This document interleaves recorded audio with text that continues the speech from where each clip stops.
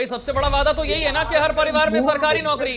3 करोड़ परिवार हैं, कहां इतनी सरकारी नौकरी? अगर दे दी तो डबल हो जाएगा बजट बिहार का, वो सिर्फ सैलरी में खर्च हो जाएगा। ये बिल्कुल बेकार है। निश्चित रूप से भारतीय जनता पार्टी एक स्ट्रेटेजी, एक प्लान के तहत चुनाव मैदान में उतरी है। देखिए, रोजगार की बात आज की तारीख में हर स्टेट, हर राज्य और पूरे देश में आवश्यकता है। निश्चित रूप से बेरोजगारी बढ़ी है। नमस्कार, मैं हूं आपके साथ विशाल कालरा। बिहार चुनाव की सबसे बड़ी खबर आपको बताते हैं। बिहार चुनाव के लिए महागठबंधन की तरफ से मुख्यमंत्री के चेहरे का ऐलान कर दिया गया है और अगर महागठबंधन चुनाव जीता तो मुख्यमंत्री होंगे आरजेडी प्रमुख तेजस्वी यादव। कांग्रेस के नेता अशोक गहलोत ने महागठबंधन की ज्वाइंट प्रेस कॉन्फ्रेंस में इसका ऐलान किया है। उन्होंने कहा है कि अगर हमारी सरकार बनी तो उप मुख्यमंत्री मुकेश सहनी होंगे। उप मुख्यमंत्री एक और शख्स भी होगा जो कि पिछड़े समुदाय से आएगा, उसका नाम अभी ऐलान नहीं किया गया है। गहलोत ने कहा है कि हमारे नेता तो तेजस्वी हैं, एनडीए अब बताए कि उनका सीएम फेस कौन है। सिर्फ नीतीश कुमार के नेतृत्व में चुनाव लड़ेंगे, यह कहने से काम नहीं चलेगा। ऐलान के बाद तेजस्वी ने कहा कि मुझ पर फिर से भरोसा किया गया है, सभी का दिल से धन्यवाद है और कहना चाहता हूं कि जो विश्वास जताया गया है उस पर खरा उतरूंगा। 20 साल पुरानी निकम्मी सरकार को उखाड़ कर फेंक देंगे। और इस पर बात करने के लिए वरिष्ठ पत्रकार डॉक्टर सुनील कौशिक और नीरज मेहरे साहब हमारे साथ जुड़ गए हैं। आप दोनों का बहुत बहुत स्वागत है। सुनील जी, आपने अशोक गहलोत साहब को सुना, उन्होंने कहा यंग चेहरा है, एनर्जेटिक हैं और भविष्य इन्हीं के साथ है, इसीलिए तेजस्वी का नाम हमने आगे कर दिया है। जो वादा रोजगार का किया था, 18 महीने ही सरकार में भले रहे लेकिन रोजगार का वादा पूरा किया। हमारा चेहरा तो तेजस्वी है, अब बताए एनडीए कौन है दूल्हा? एनडीए के पास अभी सीएम फेस नहीं है। हालांकि बार बार ये कहना कि हम नीतीश कुमार के नेतृत्व में चुनाव लड़ रहे हैं, चुनाव नेतृत्व में लड़ना और मुख्यमंत्री का फेस होना, ये दोनों ही अलग अलग चीजें हैं। और मुझे लगता है कि एनडीए इसको बिल्कुल खरा नहीं उतर पा रही है। कुछ न कुछ उसमें ऐसा अवस्थाएं हैं या ऐसी कुछ चीजें हैं जो बिगड़ी हुई हैं, जिसको लेकर सीएम फेस का अभी तक वो ऐलान नहीं कर पा रहे हैं। क्योंकि बहुत सारी सीटें ऐसी हैं जहां भारतीय जनता पार्टी ने अपने प्रत्याशी अलग अलग तरीके से भी उतारे हैं जो नीतीश कुमार को नहीं पसंद है। और मुझे लगता है इसको लेकर थोड़ी सी अनबन भी चल रही है। और ये निश्चित रूप से इंडिया गठबंधन अगर इसमें देरी कर चुका था, तो अब उन्होंने सही समय पे और एक अच्छा चेहरा, निश्चित रूप से इसमें कोई दो राय नहीं कि इससे पूर्व के विधानसभा चुनाव जब हुए थे तो उसमें आपको लगता है महागठबंधन को लीड मिलेगी थोड़ी सी? क्योंकि महागठबंधन को लेकर तो चर्चा अब ये चल रही थी कि साहब 12 सीटों पर तो ये आमने सामने लड़ रहे हैं, इनकी तो आपस में ही नहीं बन रही है और जिनकी आपस में नहीं बन रही है वो बिहार क्या संभालेंगे? आपको लग रहा है बिल्कुल सही समय पर सही फैसला लिया? क्योंकि जिस तरीके से सेटबैक था कि 12 सीटों पर आप मना ही नहीं पा रहे अपने कैंडिडेट को, अब वो सेटबैक से आगे निकलते हुए लीड ले गए। विशाल जी, जो 12 सीटों का विवाद है वो निश्चित रूप से कोई विवाद नहीं है। उसमें बेसिकली कुछ नई चीजें ऐसी हैं जो राजनीति में पहली बार प्रयोग की गई है। और मुझे लगता है कि इससे चुनाव आयोग और विपक्षी दल दोनों ही असमंजस में है।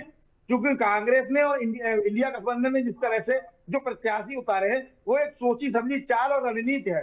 और जो हमें लगता है कि इसका प्रयोग जो करके देख रहे हैं उसके रिजल्ट भी मुझे लगता है कि ठीक आएंगे। और महागठबंधन और इंडिया गठबंधन दोनों एक ही बात है। लेकिन जिस तरह से ये चीजें उतारी जा रही हैं और की जा रही हैं और गुमराह किया जा रहा है जो भारतीय जनता पार्टी या इलेक्शन कमीशन जिस तरह से बात कर रहा है, मुझे लगता नहीं कि इसका कोई खास फर्क पड़ेगा।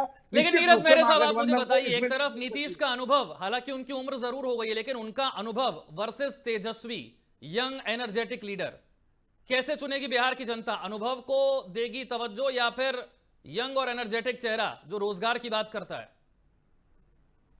देखिए, रोजगार की बात आज की तारीख में हर स्टेट, हर राज्य और पूरे देश में आवश्यकता है। निश्चित रूप से बेरोजगारी बढ़ी है। बेरोजगारी को हटाने के लिए जिस तरह से वादे उन्होंने किए हैं, निश्चित रूप से एक अच्छा मैसेज है। और युवाओं की बात अगर हम करेंगे तो निश्चित ही ढलती उम्र है नीतीश कुमार की और तमाम चीजें ऐसी हैं जो राजनीतिक रूप से वो सदन में भी बोल देते हैं, जो मुझे लगता है निंदनीय है। और तमाम जगह ऐसी भी घटनाएं अभी देखने को मिलती हैं जिसका मैसेज ठीक नहीं जा रहा। ठीक बात है कि युवा अगर आगे बढ़ेगा तो युवा सोच होगी और नई सोच होगी, बिहार भी तरक्की करेगा। मुझे लगता है कि इसमें कोई नई बात नहीं है। दूसरी बड़ी बात कि नीतीश कुमार को इतने दिन से शासन सत्ता चलाते हुए वहां हो गई है, तमाम ऐसी चीजें भी सामने आई कि बिहार इतना ज्यादा विकसित हो गया कि 18 दिन में 12 पुल गिर जाते हैं। तो ये भी वहां बिहार की जनता देख रही है। सबसे महत्वपूर्ण जो मुद्दा है कि वहां पलायन जो नहीं रोक पा रहे नीतीश कुमार, तो निश्चित रूप से अगर युवाओं को वहां रोजगार मिलेगा तो पलायन पर रोक लगेगी और मुझे लगता है कि बिहार विकास करेगा। जी सुनील कौशिक जी, आवाज मिल रही है आपको? जी मिल रही है। मैं ये कह रहा हूं कि महागठबंधन अब तक लग रहा था थोड़ा सा सेटबैक है, झटका लगा हुआ है। 12 सीटें ऐसी है जहां पर उम्मीदवार आपस में ही लड़ रहे हैं और आपसी खींचतान से बाहर नहीं आ पा रहा था महागठबंधन, विपक्ष और सरकार जो है, सरकार में बैठे हुए जो दल है वो निशाना साध रहे थे कि भाई आप तो अपने आप में ही सुलझा नहीं पा रहे, आप बिहार को क्या संभालेंगे।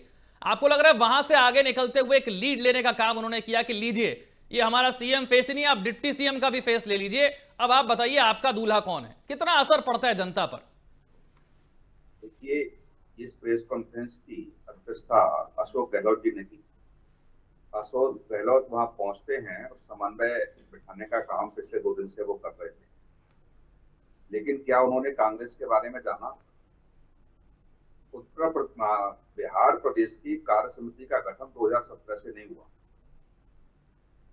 ब्लॉक प्रमुख, जिलाध्यक्षों की नियुक्ति 2013 से नहीं हुई। प्रदेश अध्यक्ष बदले गए, प्रदेश प्रभारी बदले गए, लेकिन प्रदेश कार्य समिति का गठन 2017 से न होना ये कांग्रेस को आंख खुलने वाला नहीं है क्या? आज किसके दम पर चुनाव लड़ेगी कांग्रेस? तेजस्वी किसके ऊपर भरोसा करके चल रहे हैं, जिनका संगठन ही नहीं है? केवल गिने चुने कुछ नेता जो बिहार की कांग्रेस को चला रहे हैं, और उसमें भी देखिए भगदड़ मच गई। 10 सीटों पर कांग्रेस के खिलाफ प्रत्याशी उतारे गए जहां कांग्रेस ने घोषणा पहले कर दी, राजद ने उसकी किया। तो ऐसी स्थिति में जो भी कुछ है, आज 2 दिन से अशोक गहलोत जी बिहार में हैं, इसके साथ साथ कॉमन मिनिमम प्रोग्राम क्या रहेगा, किन मुद्दों पर चुनाव लड़ा जाएगा, कौन से ऐसे मुद्दे होंगे जिसको एनडीए को घेरा जाएगा। आपने पूरी प्रेस कॉन्फ्रेंस में कालरा साहब देखा होगा, केवल और केवल नीतीश की सरकार के खिलाफ बोला गया। क्या उन्होंने बताया कि हम लोग क्या करेंगे, किन मुद्दों पर सहमति बनेगी, किन राजनीतिक, आज देखिए 7 राजनीतिक दल थे, इनके 14 नेता प्रेस कॉन्फ्रेंस में मौजूद थे। दल तो 9 होने चाहिए थे, 2 दल कहां चले गए? तो ये सब सवाल तो हैं निश्चित तौर से, लेकिन इसके साथ साथ अब एनडीए पर भी इस बात का प्रेशर रहेगा कि वो भी अपने मुख्यमंत्री का चेहरा घोषित करें। कई नेता ये कहते हुए सुने गए बिहार में कि चुनाव के बाद जो परिणाम आएंगे उसके बाद हम मुख्यमंत्री तय करेंगे। कुछ लोग कह रहे थे कि नीतीश जी के नेतृत्व में चुनाव लड़ा जा रहा है। इन सब बातों को क्लियर करने के लिए अब एनडीए के नेताओं पर दबाव है। क्या चुनाव के बाद भी नीतीश जी मुख्यमंत्री रहेंगे, या जो और राजनीतिक दल उनके साथ चुनाव में जा रहे हैं, क्या उन दलों से उप मुख्यमंत्री हो सकते हैं, या केवल नीतीश जी और भारतीय जनता पार्टी तय करेगी कि उप मुख्यमंत्री कौन हो? अभी बिहार में आप देख रहे होंगे कि 2 भाजपा से पर दबाव तो पड़ेगा ना सुनील जी, थोड़ा सा दबाव तो महसूस करेंगे, क्योंकि आपने देखा है कि बीजेपी की एक स्ट्रैटेजी रही है लोकसभा चुनाव में, या जिस राज्य में उनके पास सीएम फेस होता है वहां वो ये हमेशा विपक्ष से पूछते हैं कि बताइए आपका दूल्हा कौन। अब बिहार में यही काम विपक्ष करने वाला है आपके साथ कि लीजिए साहब हमने रख दिया, अब आप बताइए। अब आप नीतीश के नाम का ऐलान नहीं करेंगे तो जाहिर सी बात है कि जनता के मन में डाउट आएगा कि आप नीतीश को सीएम फेस नहीं बनाना चाहते हैं, इसका मतलब चुनाव के बाद कुछ भी हो सकता है। देखो, जिस तरीके से नीतीश जी की तबियत की बातें कही जा रही, और जो उनका बात करने का तरीका कई बार हम लोगों ने देखा, विधानसभा सत्र के दौरान भी देखा, मंचों पे भी देखा, ये निश्चित तौर से सवाल तो है। क्या चुनाव के बाद नीतीश जी मुख्यमंत्री होंगे, या कुछ दिन के लिए नीतीश जी को मुख्यमंत्री बना करके फिर भारतीय जनता पार्टी की तरफ से कोई मुख्यमंत्री हो सकता है?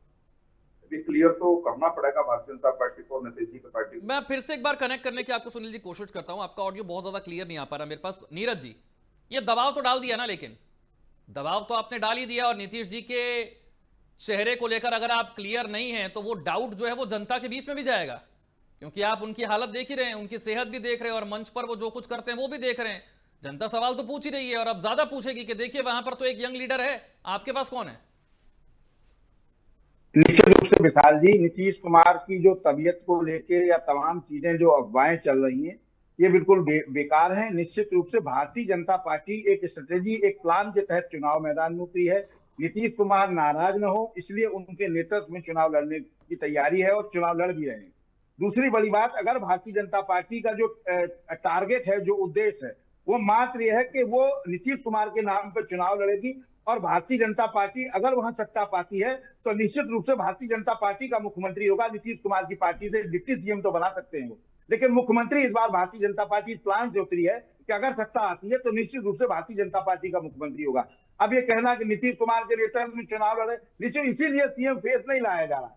सीएम फेस न लाने का कारण सीधा सीधा यही है कि हम नीतीश कुमार को मुख्यमंत्री नहीं बनाएगी, भारतीय जनता पार्टी स्वयं अपना मुख्यमंत्री रखेगी। जी विशाल जी।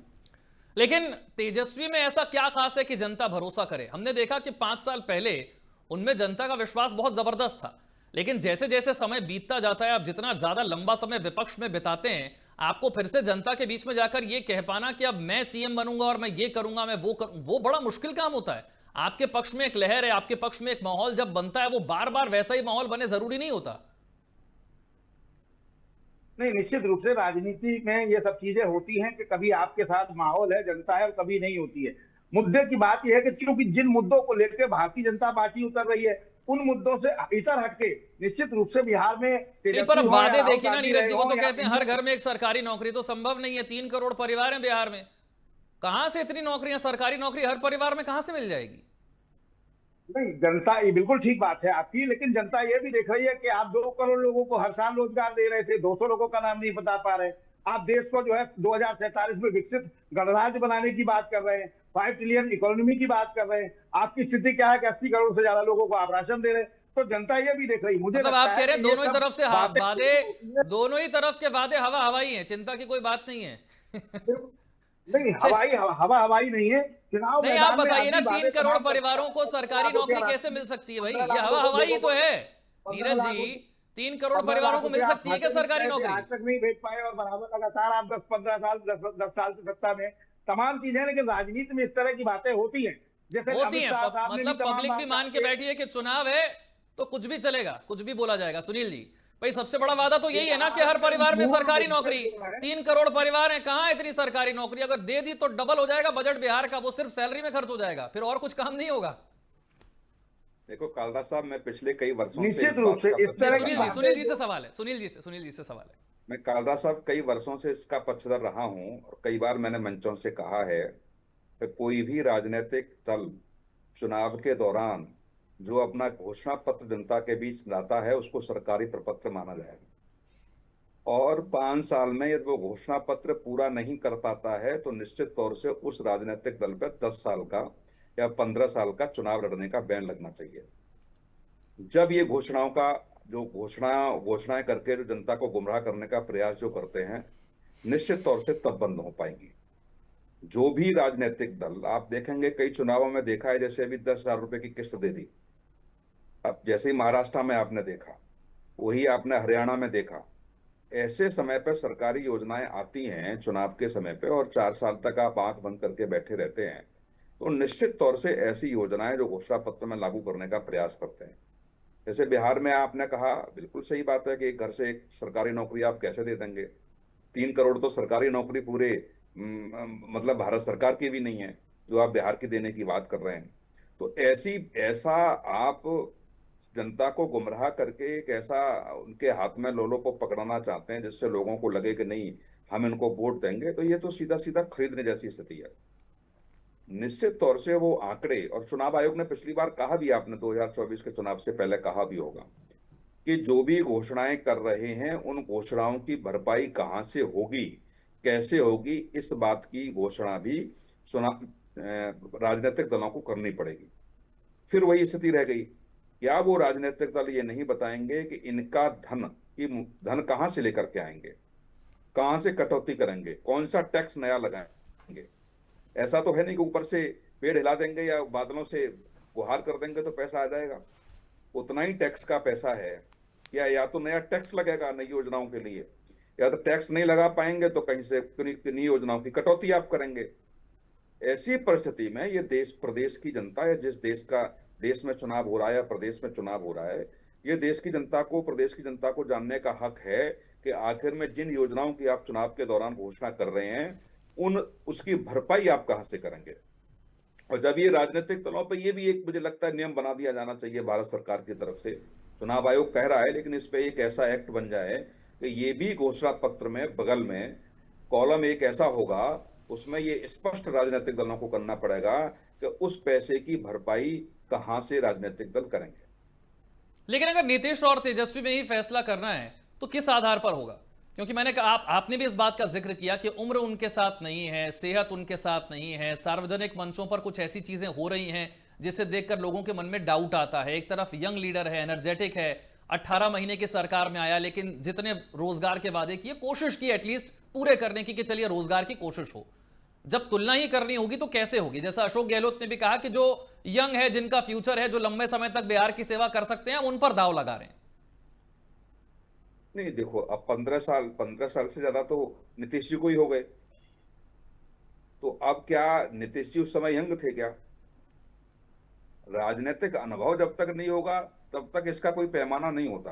राजनीति में यही तो पैमाना नहीं है कि कोई यंग, जैसे अखिलेश यादव यंग थे, क्या किया उन्होंने? दोबारा मुख्यमंत्री नहीं बन पाए। ठीक है, तो यंग का कोई पैमाना नहीं है। निश्चित तौर से आप जनता को कितना समझ पा रहे हैं, जनता के बीच आप कितना जानते हैं, जनता की समस्याओं को आप कितना दर्द महसूस कर पा रहे हैं। जब तक ये व्यवस्था नहीं है, देखो लालू जी की सरकार थी तब भी मैं कई बार गया और नीतीश जी की सरकार के रहते हुए भी कई बार मैं गया। निश्चित तौर से धरातल पर बदलाव तो है, ये तो स्वीकार करना पड़ेगा। सड़कें भी वहां बहुत अच्छी दिखने को मिली।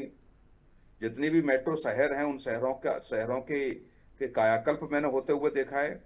गुंडागर्दी को खत्म होते हुए मैंने देखा है, लेकिन पूर्ण रूप से गुंडागर्दी वहां खत्म नहीं है, लेकिन पहले की तुलना में बहुत कुछ कम है। लेकिन कुछ सवाल हैं जहां बिहार की जनता एनडीए को या नीतीश जी को पूछेगी कि शराबबंदी के दौरान प्रदेश में क्या हुआ, फिर भी सैकड़ों की संख्या में लोग क्यों मरे?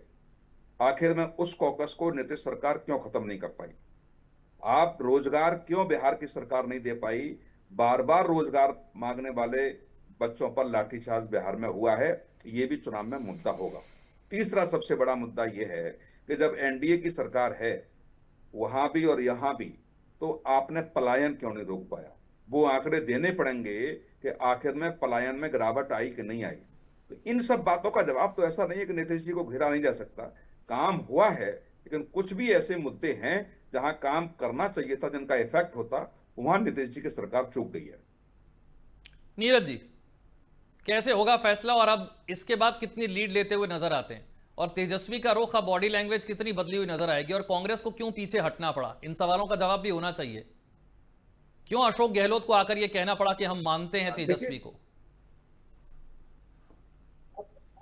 नहीं, निश्चित रूप से इसमें कोई दौरा नहीं है। जैसा डॉक्टर सुनील साहब ने कहा कि उसमें आप जब केंद्र में भी आपकी सरकार, प्रदेश में भी आपकी सरकार, उसके बाद भी आप पलायन नहीं रोक पाए, आप घुसपैठिए नहीं रोक पाए, तमाम ऐसे मुद्दे हैं जिस पर नीतीश कुमार के सवाल खड़े किए जा सकते हैं। इससे पूर्व जो विधानसभा का चुनाव मैंने पहले भी जिक्र किया था हुआ, उसमें पूरे सारे राजनीतिक दल, तब इंडिया का गठबंधन नहीं था उनके साथ, और तेजस्वी वहां अकेले सब पे भारी पड़े थे। निश्चित रूप सबसे बड़ा राजनीतिक दल उनका आया चुनाव जीतकर, तो कहीं ना कहीं जनता उनके साथ थी या है, आगे चुनाव में पता चलेगा। लेकिन जो वादे हैं वो महत्वपूर्ण है कि महंगाई, बेरोजगारी, सड़क, बिजली, पानी, स्वास्थ्य, रोजगार, किसान, नौजवान, इनकी बात आपको करनी पड़ेगी। और जो वादे आपने किए, बहुत अच्छी बात सुनील साहब ने कही कि जो वादे आप कर रहे हो, अपने मैनिफेस्टो ला रहे हो, उसमें जो वादे अगर वो पूरा नहीं कर पाते तो उस पार्टी पे राजनीतिक रूप से 10 साल का प्रतिबंध लगना चाहिए। जिस दिन ऐसा हो जाएगा तो निश्चित रूप से हमारा देश विकसित होगा और बहुत जल्दी विकसित होगा। तमाम सवाल ऐसे हैं नीतीश कुमार पे जो खड़े किए जा सकते हैं, लेकिन एक युवा चेहरा सामने आया है और 18 महीने की सरकार में जो निश्चित रूप से उन्होंने कुछ न कुछ ऐसा किया कि बिहार की जनता को महसूस हुआ, उस महसूस को वो अब हकीकत में बदलने के वादे करेंगे तो निश्चित रूप से मुझे लगता है कि सरकार बनाने में कामयाबी मिल सकती है। जी काला साहब, बहुत बहुत शुक्रिया आप दोनों खास मेहमानों का चर्चा में जुड़ने के लिए। महागठबंधन की तरफ से सीएम फेस और डिप्टी सीएम का फेस सामने रख दिया गया है। अब पूछा जा रहा है एनडीए से कि आपका सीएम फेस कौन होगा? क्या उनकी तरफ से सीएम का फेस सामने रखा जाएगा या बिना मुख्यमंत्री के चेहरे के ही चुनाव में जाएगा एनडीए? इस प्रश्न का जवाब अभी आना बाकी है।